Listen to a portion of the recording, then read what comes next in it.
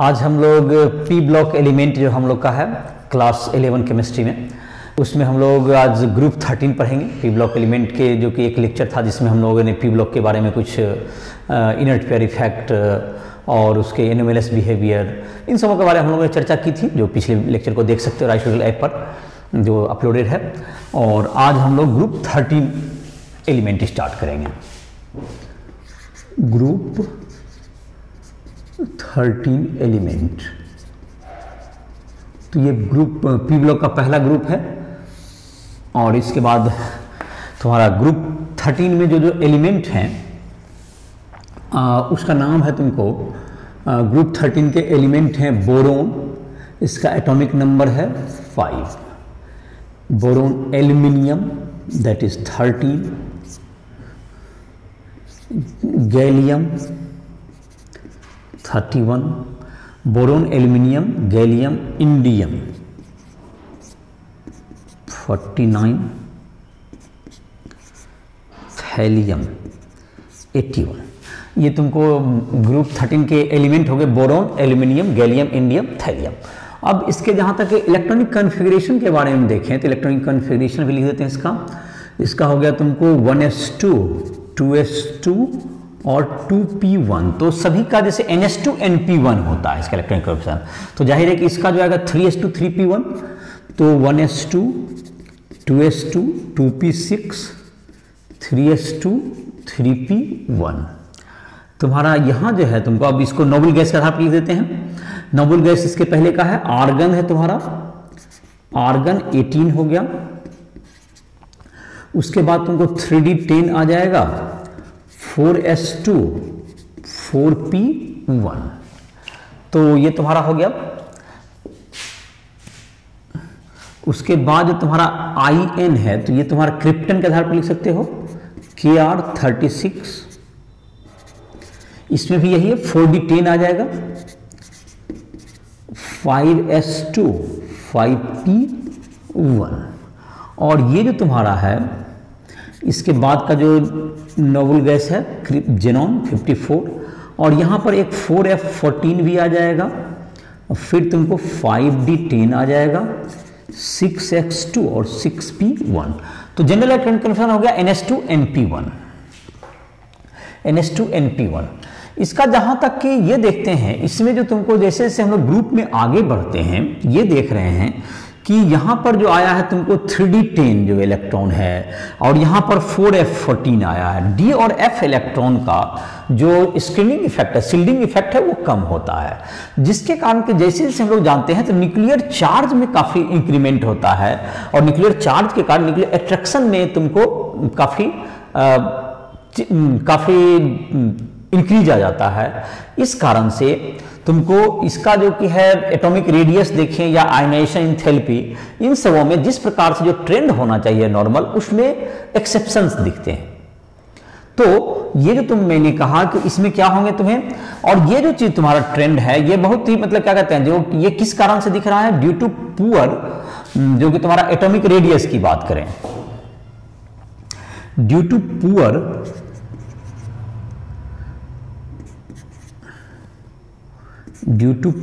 shielding effect of D and F electron,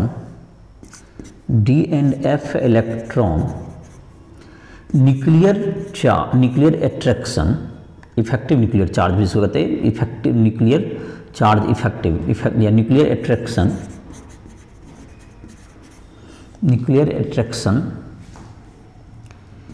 increases, hence the atomic radius of gallium is less than Al। तो ये तुमको atomic radius में ये क्या आता है, ऐसे तुमको जो एटॉमिक रेडियस का जो ट्रेंड है तुम्हारा, एटॉमिक रेडियस का जहां तक बात करें, एटॉमिक रेडियस का बात करें, एटॉमिक रेडियस, जो कि ऊपर से नीचे क्या होना चाहिए, बढ़ना चाहिए, लेकिन यहां पर क्या हो गया तुम्हारा, ये बोरोन से तुम्हारा क्या हो गया, यहां पर तुमको ये चेंज आ जाता है। तो एटॉमिक रेडियस तुम्हारा बोरोन से ज्यादा एल्यूमिनियम होता है, बोरोन से लेकिन एल्यूमिनियम से लेकिन लेस देन गैलियम हो जाता है। एल्यूमिनियम तुमको क्या होता है, ऊपर नीचे बढ़ना चाहिए, लेकिन यहां पर डी इलेक्ट्रॉन के, जबकि देखो बोरोन से एल्यूमिनियम बढ़ा तो डिक्रीज करेगा बी से एल, तो एल ग्रेटर देन बी है, एल ग्रेटर देन रेडियस में, बट तुम्हारा क्या हो गया, तुम्हारा जी ए क्या होगा तुम्हें, और जी ए भी क्या होगा, जी ए लेस देन ए एल है, यहाँ पे गैलियम तुमको नीचे कम है। इसी तरह का कुछ व्यवहार यहाँ भी दिखता है, लेकिन जस्ट रेडियस तो थोड़ा सा बड़ा रह जाता है थैलियम का, लेकिन यहाँ भी जो 4f14 का इफेक्ट है ये भी दिखता है यहाँ पर, और इसका जो है इफेक्ट तुमको आयोनाइजेशन एंथैल्पी में दिखता है, ऑक्सीडेशन स्टेट में भी हम लोग देखते हैं। तो इन सबों में इसका आयोनाइजेशन एंथैल्पी में भी ये बात ट्रेंड दिखता है। आयोनाइजेशन एंथैल्पी क्या होना चाहिए, जनरली आयोनाइजेशन एंथैल्पी का जो ट्रेंड है तुम्हारा, ionization enthalpy gallium, ionization enthalpy of gallium ऊपर से नीचे क्या होना चाहिए, top to bottom generally decrease करना चाहिए, टॉप टू बॉटम डिक्रीज, लेकिन क्या होगा तुम्हारा गैलियम का जो आयोनाइजेशन एंथैल्पी है जस्ट स्लाइटली ग्रेटर देन क्या हो जाता है तुम्हारा, ये एल्यूमिनियम से बढ़ जाता है। तो ये भी ड्यू टू क्या होगा तुम्हारा, घटने के बजाय यहां बढ़ गया। ये तुमको दूसरा तुमको यहां पर है इलेक्ट्रोनिगेटिविटी की बात करें,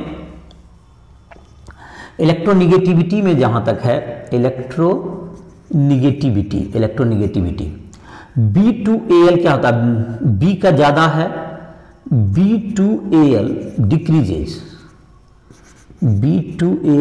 डिक्रीजेज देन इंक्रीजेज, जैसे से नीचे जाएंगे तो ये इंक्रीज करते जाएगा। ये इलेक्ट्रोनिगेटिविटी की बात हो गई। जहां तक कि ऑक्सीडेशन स्टेट का बात कहें, ऑक्सीडेशन स्टेट तो ऑक्सीडेशन स्टेट जहां तक है, इसका जो इलेक्ट्रॉनिक कॉन्फ़िगरेशन है NH2NP1 है। तो ये जाहिर है कि जो तुमको है जनरल ऑक्सीडेशन स्टेट क्या होगा, तुमको +3 या +1, +3 होगा और +1, और ये तुमको +1 होगा इनर्ट पेयर इफेक्ट जब नीचे होगा, ये इनर्ट पेयर इफेक्ट नीचे जाने पर ये बढ़ते जाता है। तो टॉप जो स्टेबिलिटी में तुम्हारा होगा +3 का ऊपर ज्यादा होगा, और +1 जो हायर एलिमेंट होंगे इनर्ट पेयर इफेक्ट के कारण ये ज्यादा स्टेबल होंगे। तो ये upper element the stability of +3 oxidation state decreases down the group and +1 increases down the group. तो डाउन द ग्रुप में ये क्या होगा, +3 ज्यादा ऊपर स्टेबल होगा, और जैसे जैसे नीचे जाएंगे तो +1 होगा। और जाहिर है कि तुमको इसका मतलब कि Tl3+ जो है, अगर Tl3+ है तो ये क्या होगा, ये स्ट्रॉन्ग क्या होगा तुम्हारा, ये स्ट्रॉन्ग ऑक्सीडाइजिंग एजेंट। चूंकि ये Tl1+ में ज्यादा स्टेबल होता है, तो ये जाहिर है कि रिड्यूस होने की प्रवृत्ति रखेगा, इसलिए ये क्या होगा तुम्हारा Tl3+ किसमें प्रवृत्ति रखेगा तुम्हारा, Tl1+ जाने की, क्योंकि ये ज्यादा स्टेबल है, मोर स्टेबल है ये। तो ये अगर ये खुद घटेगा तो ये दूसरे को ऑक्सीडाइज कर देगा। और ये तुम्हारा जो गैलियम वगैरह में तुम्हारा है, ये गैलियम में भी तुम्हारा क्या है, वो भी 3+ और 1+ दोनों में स्टेबल कंपाउंड बना सकते हैं। एल्यूमिनियम, बोरोन, एल्यूमिनियम ये सब +1 में नहीं पाए जाते हैं, उसके जो है तुमको +3 ज्यादा स्टेबल होते हैं। जैसे जैसे डाउन द ग्रुप आएंगे तो +1 की +3 की स्टेबिलिटी घटते जाएगी और +1 की स्टेबिलिटी बढ़ते जाती है। तो Tli3 वगैरह का अस्तित्व नहीं होता, Tli3 नहीं बना पाता है, Tli का बना सकता है। और जैसे जैसे तुमको है ज्यादा जो ऑक्सीडेशन स्टेट होता है तो वो ज्यादा कोवेलेंट भी होते हैं, ज्यादा ऑक्सीडेशन स्टेट ज्यादा होना तो उसके कोवेलेंट कैरेक्टर भी ज्यादा होती है। और तुमको ये तुम्हारा हो गया कोवेलेंट कैरेक्टर भी बढ़ता है, ज्यादा ऑक्सीडेशन स्टेट, मोर ऑक्सीडेशन स्टेट, मोर कोवेलेंट नेचर। तो ये तुम्हारा ऑक्सीडेशन स्टेट की चर्चा हो गई। और जैसे जैसे मैंने कहा कि एटॉमिक रेडियस ऊपर से नीचे बढ़ना चाहिए, लेकिन डी और एफ इलेक्ट्रॉन के कारण इसमें क्या देखते हैं, डी इलेक्ट्रॉन के कारण गैलियम का क्या हो गया, ज्यादा रेडियस कम हो जाता है किससे, एल्यूमिनियम से।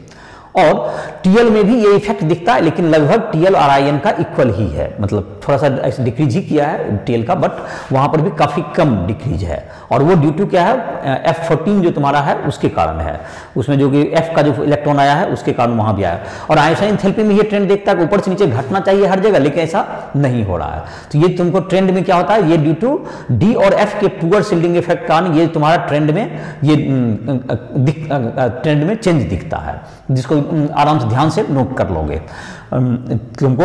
और इलेक्ट्रोनेगेटिविटी जहां तक है बोरोन से एल्यूमिनियम तक, तो बोरोन से का ज्यादा है, उसके बाद एल्यूमिनियम घटा, लेकिन उसके बाद नीचे क्या होता है, बढ़ते चला जाता है।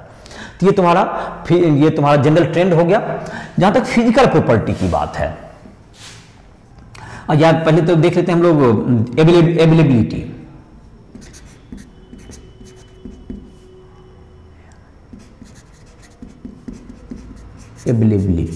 तो बोरोन जो है बोरोन तुमको पाया जाता है, तुमको बोरोन का जहां तक है, बोरोन का ऑर्थोबोरिक एसिड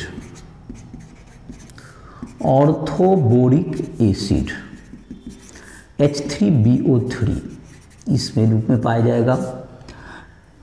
सबसे ज्यादा बड़ा जो है तुमको बोरेक्स का फॉर्मूला याद करो, Na2B4O7.10H2O। कार्नाइट Na2B4O7.4H2O। तो ये तुमको है, ये तुमको यहां पाए जाते हैं। तो ये तुमको इंडिया में जहां तक है, ये पूगा वैली लद्दाख में, और सांभर लेक राजस्थान में पाया जाता है। तो ये तुम्हारा इंडिया में इसका पाया जाए। जहां तक कि एल्यूमिनियम का बात है, एल्यूमिनियम थर्ड मोस्ट एबंडेंट इन अर्थ क्रस्ट। जाहिर पहला सबसे कौन है, पहला तुम्हारा होगा ऑक्सीजन, और ये तुम्हारा 8.4% करीब है, इसका परसेंटेज है 8.4% एल्यूमिनियम का, 8.4%। एल्यूमिनियम और ऑक्सीजन और सिलिकॉन के बाद ये तीसरा सबसे मोस्ट एबंडेंट एलिमेंट है अर्थ क्रस्ट में। और ये जहां तक इसके जो है तुमको इसके जो मेन ओर हैं, बॉक्साइट Al2O3.2H2O और क्रायोलाइट Na3Alf6। तो ये सब का ओर का तुम याद कर लोगे ना, इन सब का फॉर्मूला याद करोगे। और तुमको जहां तक है ये जो तुम्हारा होता है रेस्ट जो है तुमको अर्थ क्रस्ट में कम मात्रा में पाए जाते हैं, लेस्ट अमाउंट में ये अवेलेबल होंगे। तो ये जहां तक फिजिकल प्रॉपर्टी की बात है, इसको मिटा दे रहे हैं। तो यहां तक तुमको जो है इसका अवेलेबिलिटी भी देख लेगा, फार्मूला उसका देख लेगा। बोरेक्स Na2B4O7.10H2O हो गया तुम्हारा है। दूसरा फार्मूला था तुमको कार्नाइट Na2B4O7.4H2O, और बॉक्साइट का होगा Al2O3.2H2O, और बॉक्साइट के बाद तुम्हारा आ गया एक क्रायोलाइट Na3Alf6। ये फार्मूला सभी का नोट करोगे, याद करोगे इसका और का। और अभी जो बात करने वाले थे नेक्स्ट, अब तुमको ग्रुप 13 एलिमेंट के फिजिकल प्रॉपर्टीज की चर्चा करेंगे।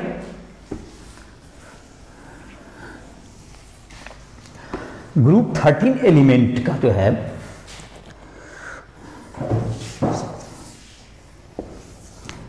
Physical property,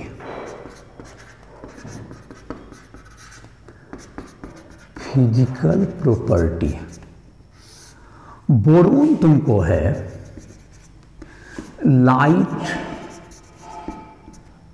black in colour, और ये नॉन मेटल है, और ये जो तुम्हारा है एल्यूमिनियम, गैलियम, इंडियम, थैलियम, ये सब तुमको है शाइनिंग मेटल। तो मेटल है तो ये मेटलिक कैरेक्टर होंगे, मेटल का साइन भी इसमें होगा, और तुमको ये व्हाइट कलर में होता है। गैलियम का जो तुम्हारा होता है, इसका ये हार्ड होता है, ये सॉफ्ट होता है, ये सॉफ्ट भी कह सकते हो, और ये तुम्हारा होता है हार्ड होता है बोरोन, ये हार्ड होता है। ये तुम्हारा इसका हो गया फिजिकल प्रॉपर्टी में, ये मेटल है, ये नॉन मेटल है बोरोन, ये हार्ड होता है, और ये तुम्हारा उसके कंपेरेटिवली सॉफ्ट होता है, और ये तुमको लाइट वेट होता है। और तुम्हारा ये जहां तक है गैलियम का जो तुम्हारा है, गैलियम का मेल्टिंग पॉइंट काफी लो होता है, मेल्टिंग पॉइंट इसका जो नोट करोगे 303 केल्विन, तो गर्मी के दिन में क्या हो जाएगा, मेल्ट हो जाएगा। 30 डिग्री सेल्सियस से ज़्यादा जाएगा तो ये मेल्ट कर जाएगा। तो और but high BP so used in thermometer. तो थर्मोमेट्री में इसका यूज होता है। तो ये तुम्हारा हो गया, इसका जो है तुमको कुछ फिजिकल प्रॉपर्टी हो गया। जहाँ तक कि बोरोन है तुम्हारा, ये तुमको जो है बोरोन जो तुम्हारा है वो नॉन-मेटल है, और तुमको ये जो है तुमको बाकी जो एलिमेंट है वो इसमें मेटल है, और उसका कलर भी ब्लैक है, हार्ड भी होता है, और बाकी सब उसके कंपेरिजनली सॉफ्ट मेटल हैं। तो ये तुम्हारा इसका फिजिकल प्रॉपर्टी के बारे में हो गए। अब तुमको है केमिकल प्रॉपर्टी।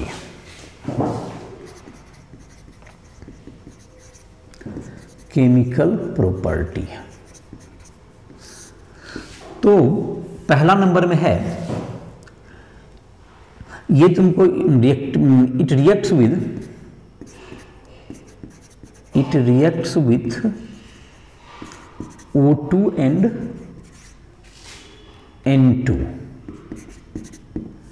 तो बोरोन तुमको जो है, बोरोन को छोड़ के एक्सेप्ट बोरोन, ये बोरोन नहीं करता है O2 से, एक्सेप्ट बी। बोरोन तुमको जो है ये बोरोन तुमको ऑक्साइड का लेयर बना लेगा, तो ये बोरोन भी कर ही लेगा, तो E+O2 ने सभी कर लेगा इसमें, तो ये E2O3 बना लेगा, E2O3।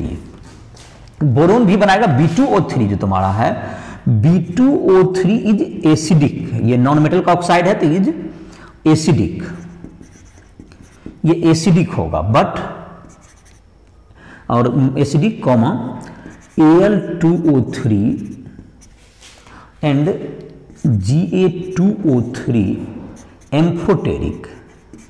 एम्फोटेरिक, और तुम्हारा जहाँ और बाकी जो है तुम्हारा बेसिक हो गया। और जैसे ये हो गया तुम्हारा, तो In2O3 और Tl2O3 ये बेसिक हो गए। और जहाँ तक कि इसका जो है तुमको एल्यूमिनियम का जहाँ तक है, इसका रिएक्शन भी लिख सकते हो, ये एम्फोटेरिक है, तो Al2O3 प्लस HCl, इसे क्या बना लेगा तुम्हारा AlCl3 प्लस वाटर। इसके साथ भी ये है एम्फोटेरिक बिहेवियर का रिएक्शन लिख देते हैं। और तुमको Al2O3 प्लस NaOH, तो ये हो गया NaOH होल 4, NaAlO2 भी लिख सकते हो, OH4 माइनस प्लस H2O। ये तुम्हारा, ये तुमको एम्फोटेरिक बिहेवियर हो गया, एम्फोटेरिक। और B2O3 प्लस H2O से क्या बन जाएगा, B2O3 प्लस H2O जो तुम्हारा एसिडिक बना लेता है, B2O3 प्लस देखो H2O तुमको बन जाता है ये BOH whole 3, BOH whole 3 orthoboric acid बना लेता है, तो ये एसिडिक कैरेक्टर का होता है।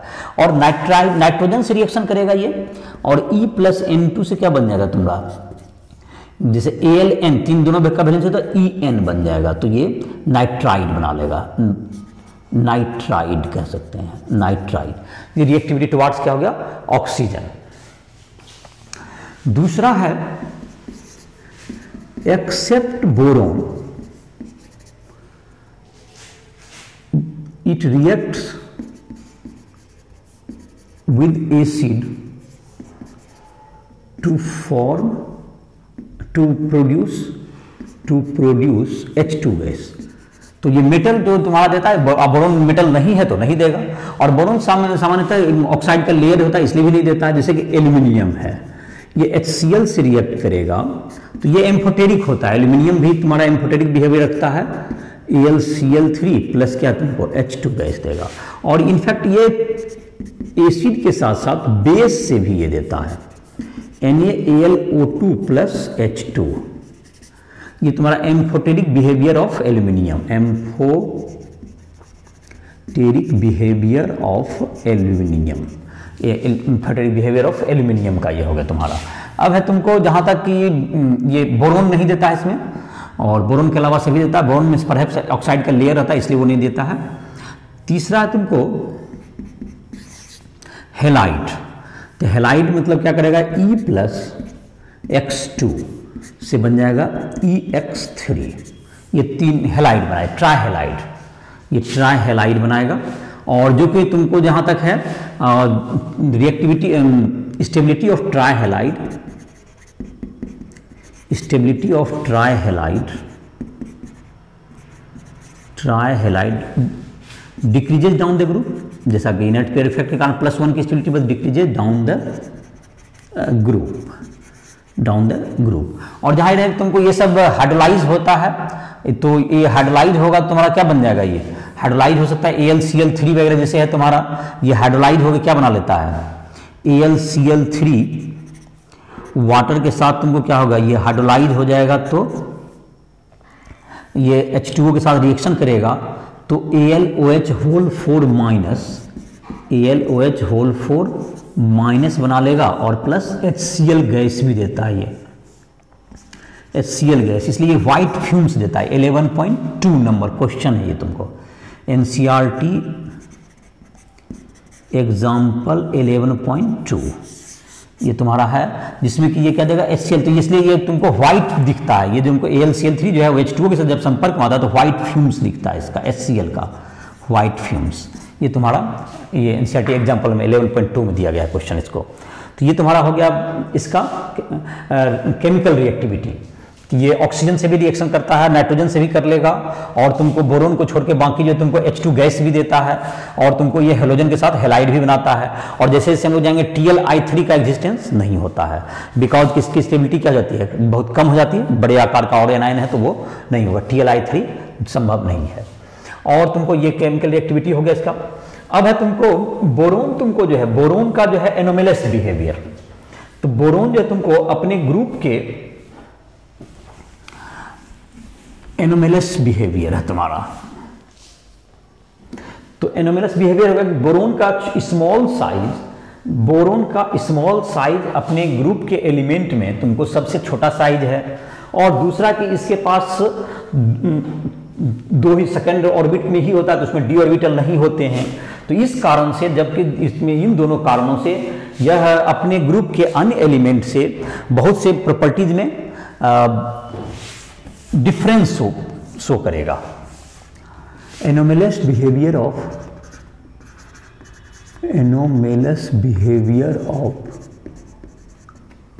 Boron, anomalous behaviour of boron. तो बोरोन जो है तुमको अपने ग्रुप के अन्य एलिमेंट से डिफर करता है due to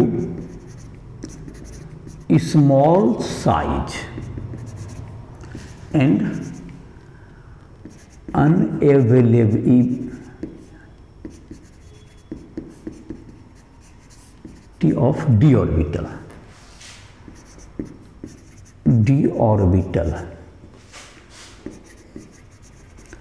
boron differs in many properties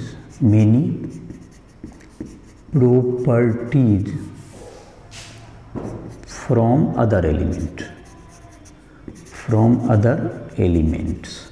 तो अदर एलिमेंट से क्या करेंगे, बहुत से प्रॉपर्टी में ये डिफरेंस शो करेंगे, जिसको हम लोग कहते हैं anomalous behaviour.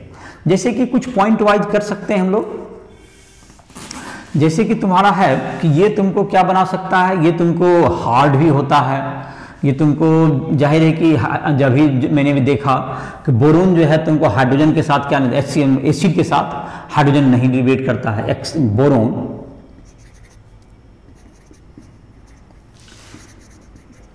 can't produce H2 gas with acid, but other element produce H2, but दूसरा एलिमेंट सब क्या करेगा, H2 गैस प्रोड्यूस करेगा। दूसरा है तुमको इसका जो वैलेंसी होगा मात्र 4 हो सकता है, covalency at most 4 but other element has more than 4 but the other element has more than 4। तो ये जो तुम्हारा है इसका जो हैलाइड है तुमका ये तुम्हारा जैसे हो गया, इसी कारण से BF4 माइनस बन सकता है और AL लेकिन क्या बना सकता है AlF6 तक बना सकता है, AlF6 3 माइनस बना सकता है। और इसी के साथ क्वेश्चन भी यहीं पर है तुम्हारा जो 11.3 है तुम्हारा कि BF6 माइनस क्यों नहीं बनता है। तो BF6 माइनस नहीं बन सकता, BF6 बनेगा तो इसके पास 8 से ज़्यादा इलेक्ट्रॉन हो जाएगा और इसी कारण से ये BF6 माइनस का फॉर्मेशन नहीं कर पाएगा। जहाँ तक है तुम्हारा इसका जो ऑक्साइड है तुम्हारा एसिडिक होता है, oxide of boron is acidic, oxide of boron is acidic but other is amphoteric और बेसिक, एम्फोटेरिक और बेसिक इन नेचर। जहाँ तक की है boron is non metal and other element is metal. तो ये सब इसके जो है तुमको क्या हो गया, तो ये तुमको ये छोटा साइज के कारण ये तुमको छोटा साइज होता है और तुमको डी ब्लॉक कैनिमिटी के कारण ये बहुत से गुणों में, और जो है तुम्हारा ये क्या बनाएगा ये तुमको ये लुईस बेस होते हैं जैसे कि BCl3, इन सबों में ऑक्टेट पूरा नहीं होता है तो ये क्या किसकी तरह काम करते हैं ये लुईस एसिड की तरह वर्क करते हैं। जैसे कि है तुम्हारा example NCERT example 11.3 why BF6 3 minus not possible. तो आंसर क्या हो गया इसका, कोवैलेंसी मैक्सिमम कोवैलेंसी 4 हो सकती है, not 6 due to unavailability of d orbital. तो ये तुम्हारा इसका आंसर हो गया। तो ये तुम्हारा था एनोमलस बिहेवियर ऑफ बोरोन जो है तुमको ये क्या है लुईस, ये सब जो हमारा लुईस AlCl3 BCl3 ये सब लुईस बेस की तरह काम करते हैं, लुईस में एसिड की तरह वर्क करते हैं क्योंकि इसमें ऑक्टेट इसका कंप्लीट नहीं होता है। तो ये तुम्हारा था। इसमें अब तुमको जो है हम लोग इसमें पढ़ेंगे बोरोन के कुछ कंपाउंड्स दिए हुए हैं। बोरोन के 3 कंपाउंड के बारे में दिया हुआ है और बोरोन एल्यूमिनियम इन सबों के यूजेज पढ़ेंगे। बोरोन के 3 कंपाउंड्स हैं जो मेनली जो दिया हुआ तुम्हारी किताब में वो है तुम्हारा एनसीईआरटी बुक में, जो एनसीईआरटी बुक के आधार पर ही लेक्चर तैयार किया गया है। तो एक कंपाउंड है जिसका नाम है बोरेक्स, एक हो गया तुमको बोरेक्स, दूसरा दिया हुआ है ऑर्थोबोरिक एसिड और तीसरा दिया हुआ है तुमको डाइबोरेन B2H6। तो हम लोग पहले देख लेते हैं उसमें बोरेक्स के बारे में। बोरेक्स का जैसा फार्मूला याद होगा, अभी तुमको लिखे थे, याद करने की कोशिश करो जो कि अवेलेबिलिटी में बताए थे। तो बोरेक्स का फार्मूला होता है Na2B4O7.10H2O। और जहाँ तक इसका एक्चुअली स्ट्रक्चर के मुताबिक अगर फार्मूला लिखेंगे तो इसको अलग ढंग से भी लिख सकते हैं। बोरेक्स Na2B4O7.10H2O और Na2B4O5.8H2O। तो ये तुम्हारा हो गया इसका कंपाउंड का बोरेक्स हो गया। बोरेक्स जहाँ तक है ये व्हाइट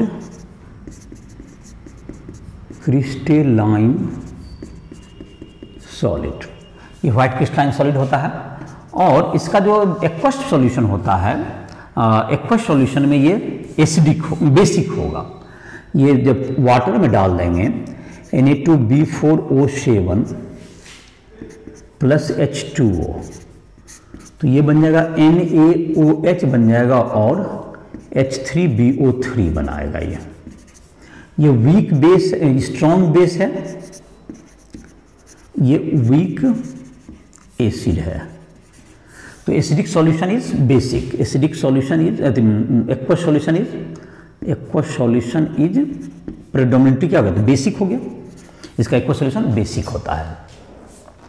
अगर हम इसको हीट करें, अगर हम इसको हीट कर दें Na2B4O7.10H2O है, इसको जब हम लोग हीट करते हैं तो पहले तो ये क्रिस्टलाइन वाटर तुमको ख़त्म हो जाएगा, Na2B4O7 तुमको आ जाएगा, फिर तुमको हीट करें, ये बोरेक्स बीड टेस्ट भी कर सकते हैं इसको, बोरेक्स बीड टेस्ट, ये तुमको for D block element, for transition metal, for transition metal देता है, ट्रांजिशन मेटल, ये बोरेक्स बीड टेस्ट देता है।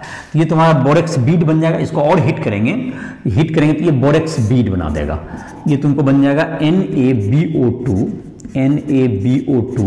प्लस B2O3, यही तुम्हारा हो गया sodium metaborate,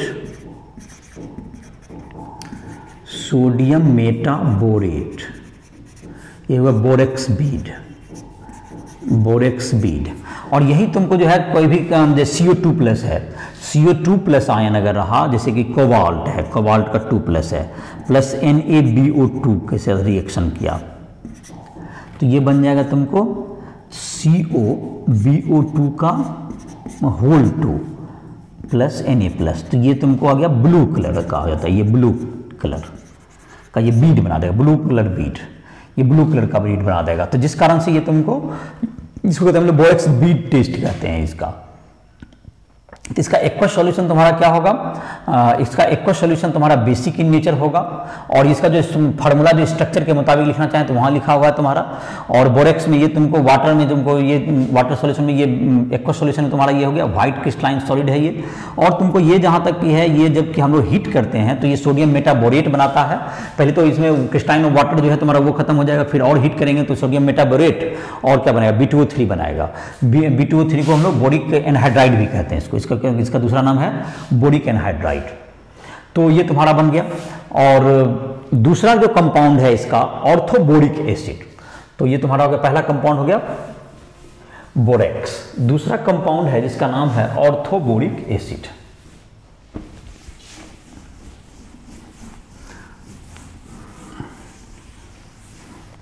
orthoboric acid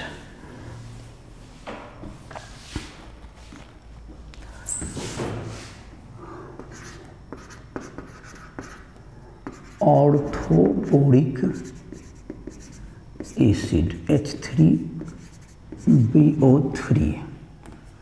H3BO3 orthoboric acid.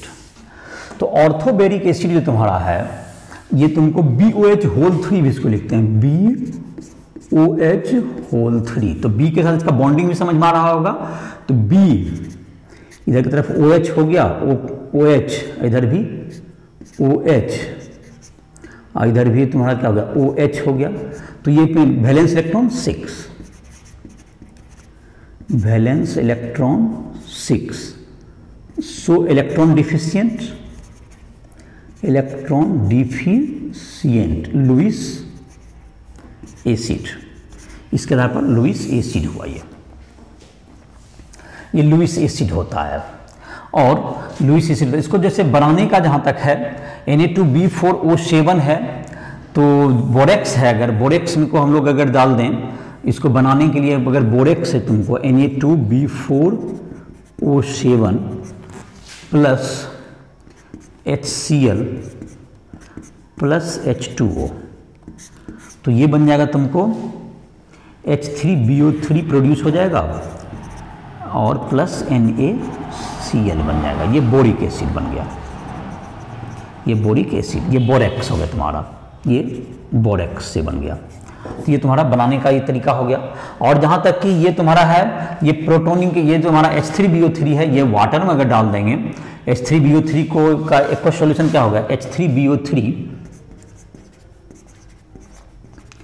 Plus H2O कर दें, ये क्या बन जाएगा, ये तुमको जैसे कि BOH, देखिए यहाँ पे 6 वैलेंस होती है, ये एक OH माइनस को एक अपने में BOH होल 4 कर दिया माइनस, जो कि मैंने 8 से इसका 4 वैलेंसी हो सकता है, तो 4 दूनी 8 हो गया, इतना माइनस प्लस क्या हो गया H प्लस, ये तुम्हारा, सो ये क्या हो गया तुम्हारा वीक, इसलिए एसिड हो गया, ये एसिड हो गया, ये एसिड की तरह काम किया, H+ दिया ये एक्वा सॉल्यूशन में, इसलिए एसिड की तरह वर्क करता है। और ये तुम्हारा हो गया ऑर्थोबोरिक एसिड का। और अगर इसको हीट करते हैं H3BO3 को क्या कर देंगे, हीट कर देंगे, तो हीट कर देंगे तो क्या बन जाएगा तुमको, ये ऑर्थोबोरिक एसिड है, ऑर्थोबोरिक एसिड।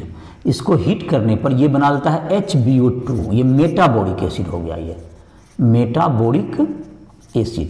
और इसको और हीट कर देंगे तो ये तुम्हारा बन जाएगा B2O3 plus water, boric anhydride, boric anhydride भी इसको कहते हैं, या बोरिक ऑक्साइड, जो भी कहो, बोरिक एनहाइड्राइड ये बना लेगा हीट करने पर। तो ये तुम्हारा हो गया ऑर्थोबोरिक से जुड़ा हुआ कुछ रिएक्शंस हो गया। अब तुमको तीसरा जो कंपाउंड है इसका नाम है डाइबोरेन, तुम्हारा डाइबोरेन, बोरेन कहते हैं हम लोग, डाइबोरेन B2H6। तो ये बोरेन मतलब BH3 में तुम्हारा क्या होगा, BH3 का 1 मोल होगा अगर, तो BH3 में ऑक्टेट पूरा नहीं हो पाता है, B का अगर H के साथ बॉन्ड बनेगा तो ये तुम्हारा BH3 में क्या होगा, इनकम्प्लीट ऑक्टेट, इनकम्प्लीट ऑक्टेट। इसलिए 2 मॉलिक्यूल इसके जुट जाते हैं बोरेन के, इसको बोरेन कहते हैं हम लोग। तो 2 मॉलिक्यूल जुट करके एक स्पेशल टाइप का बॉन्ड से जुड़ते हैं जिसको हम लोग बनाना बॉन्ड भी कहते हैं। जैसे देखो इसका स्ट्रक्चर क्या होता है, B इधर H हो गया, और ये तुमको ये 3 तुम्हारा बॉन्ड हो गया B और इधर H। जहां तक इसका देखें, बोरोन के पास 3 इलेक्ट्रॉन है, बैलेंस इलेक्ट्रॉन, इधर एक के साथ से बॉन्ड बना देते, इस बोरोन के पास 1 इलेक्ट्रॉन बचा, और इस हाइड्रोजन के पास भी 1 इलेक्ट्रॉन है, इस बोरोन के पास भी 1 इलेक्ट्रॉन है, इस हाइड्रोजन के पास भी। तो यहाँ पे 2 ही इलेक्ट्रॉन है, 3 सेंटर है। एक बोरोन, इस बोरोन का 1 इलेक्ट्रॉन लें, इधर एक हाइड्रोजन का, तो 2 इलेक्ट्रॉन हुए। इस बोरोन का अगर इस इलेक्ट्रॉन को इधर हाइड्रोजन दें तो इसका 2 इलेक्ट्रॉन में 3 सेंटर के बीच में है, और यहां पर 2 इलेक्ट्रॉन में 2 सेंटर के बीच में है। तो ऐसे देखो क्या हो गया, ये जो बॉन्ड हो गया इसको हम लोग बनाना बॉन्ड भी कहते हैं, इसको बनाना बॉन्ड भी कहते हैं, इसको बनाना BANANA बनाना बॉन्ड। और 2 electron 3 centred bond, 2 electron 3 centred bond. और ये इस बॉन्ड में क्या आ गया, 2 electron 2 centred bond, 2 electron 2 centred bond, 2 electron 2 centred bond. और तुमको ये हो गया तुम्हारा, इसकी संख्या कितनी है, 4 हो गया तुमको 2 सेंटर्ड 2 इलेक्ट्रॉन बॉन्ड, और 2 गो हो गया तुमको 2 सेंटर्ड 2 इलेक्ट्रॉन बॉन्ड। ये तुमको इसका बॉन्ड हो गया तुम्हें, और ये तुम्हारा हो गया, ये तुम्हारा बनाना बॉन्ड हो गया। अब है इसके बाद ये तुम्हारा इसका B2H6 का अब बनाने का तुमको देखते हैं, केमिकल रिएक्शन देखते हैं, प्रिपरेशन, इसका प्रिपरेशन देखते हैं। ये तुम्हारा इसका तो स्ट्रक्चर हो गया B2H6 का, ये स्ट्रक्चर के बारे में हो गया। इसका कुछ केमिकल रिएक्शंस देख लेते हैं, प्रिपरेशन पहले देखते हैं।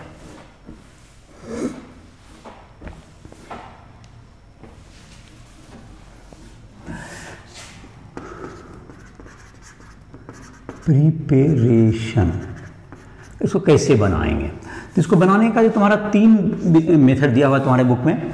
एक तो तुमको दिया हुआ है कि LiAlH4 जो कि लिथियम एल्यूमिनियम हाइड्राइड, ये तुम्हारा काफ़ी फेमस रेड्यूसिंग एजेंट है। तो BF3 के साथ जब हम लोग लिथियम एल्यूमिनियम हाइड्राइड का रिएक्शन कराएंगे, लिथियम एल्यूमिनियम हाइड्राइड, तो इसमें बन जाएगा तुमको B2H6 बन जाएगा प्लस AlF3, 3 वैलेंसी है तो फ्लोराइड बन गया, प्लस Li का 1 वैलेंसी तो LiF बन जाएगा, काफ़ी आसानी से याद रख सकते हो। दूसरा है तुमको laboratory preparation, laboratory preparation, laboratory preparation. तो लेबोरेटरी बनाने के लिए क्या करते हैं हम लोग, NaBH4 sodium boron hydride plus I2, इससे क्या बन जाएगा, NaBH4 प्लस I2, ये तुमको बन गया B2H6 plus NaI, NaI plus I2 बन जाएगा, ये तुमको प्लस H2 गैस बन जाएगा, ये प्लस H2 गैस बन जाएगा इसमें। तीसरा है तुमको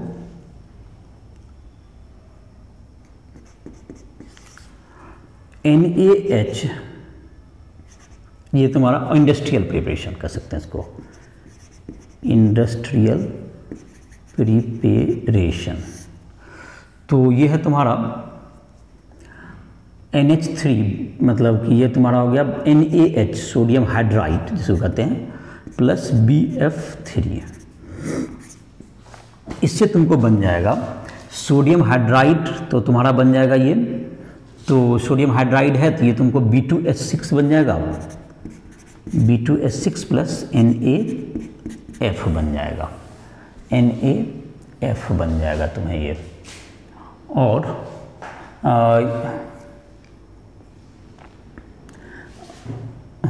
इसमें भी तुमको एक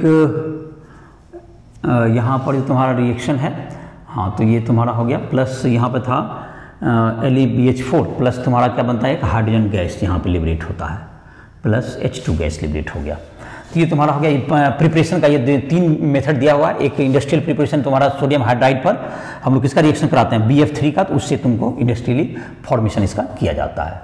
जहाँ तक इसके प्रॉपर्टीज़ की बात है, प्रॉपर्टीज़ में ये तुमको white crystalline solid with white crystalline, ये गैस है तुमको, मतलब ये सॉलिड हम लिख रहे थे, बोरिक एसिड का ध्यान रहा। तो ये तुमको बनाने का जहाँ तक ये तुम्हारा है poisonous gas, poisonous gas, poisonous gas है ये तुमको, ये B2H6 का पॉइजनस गैस होता है तुम्हें। ये तुमको काफ़ी तेज़ी से वायलेंटली रिएक्शन करेगा O2 के साथ, B2H6 प्लस O2, तो ये बन जाएगा B2O3 प्लस H2O, ये तुमको वायलेंटली रिएक्शन करता है ये। और B2H6 अगर तुमको B2H6 को अगर हम लोग रिएक्शन करा दें O2 से, तो ये काफ़ी हीट प्रोड्यूस होता है, ये हीट प्रोड्यूस, मतलब कि इसमें delta H enthalpy change high heat energy produced, heat energy produced, exothermic reaction है बहुत हाई, इसमें हीट एनर्जी प्रोड्यूस होता है। तो B2H6 जो है तुमको, B2H6 तुमको H2O के साथ रिएक्शन करेगा। अगर B2H6 अगर H2O के साथ रिएक्शन करेगा तो ये क्या बन जाएगा तुमको, H3BO3, ये बोरिक एसिड बना लेगा, ये BOH3, ये H3BO3 बना लेगा ये वाटर में डालने के बाद। ये तुम्हारा जहाँ तक की है, ये तुम्हारा B2H6 जो है तुमको, ये तुम्हारा जाहिर है कि डाइबोरिन जो तुम्हारा होता है, ये बेस के साथ, जिसके साथ पास के लोन पेयर होता है, उसके साथ एडक्ट बनाता है। जैसे कि NMe3 मिथाइल का होल 3 है, तो तो इसके साथ क्या बन जाएगा, BH3, और इसके लोन पेयर के साथ ही जुट जाएगा। बोरोन जो है तुमको F के N के लोन पेयर के साथ कंबाइन कर देगा, इसमें तो बोरोन का ऑक्टेट पूरा नहीं है, तो ये इसके लोन पेयर से जुट जाएगा और NMe3, और इसी टाइप का कंपाउंड बनाएगा तुमको B2H6 कहें प्लस NH3 भी अगर कर दें, तो इसी तरह का कंपाउंड बनाता है, जिसका फार्मूला होता है BH2 NH3 का होल 2, और इसमें हो गया प्लस, और ये हो गया BF4 माइनस। और इसको जब हम लोग हीट कर देंगे, इसको जब हम लोग हीट कर देते हैं तो ये बन जाता है बोराजोन बनता है। बोराजोन का फॉर्मूला B2N2H6, जैसे बेंजीन का फॉर्मूला देखा होगा, बेंजीन को इसको बोराजोन कहते हैं, बोराजोन। तो ये तुम्हारा बेंजीन की तरह जैसे फार्मूला आता है, यहाँ बोरोन है, यहाँ पर क्या हो गया तुम्हारा नाइट्रोजन, यहाँ पर भी हो गया नाइट्रोजन, और यहाँ पर फिर हो गया बोरोन, यहाँ भी बोरोन, और यहाँ पर फिर नाइट्रोजन, और सभी में एक एक हाइड्रोजन बॉन्ड बना दो, तो यही हो गया बोराजोन हो गया तुम्हारा।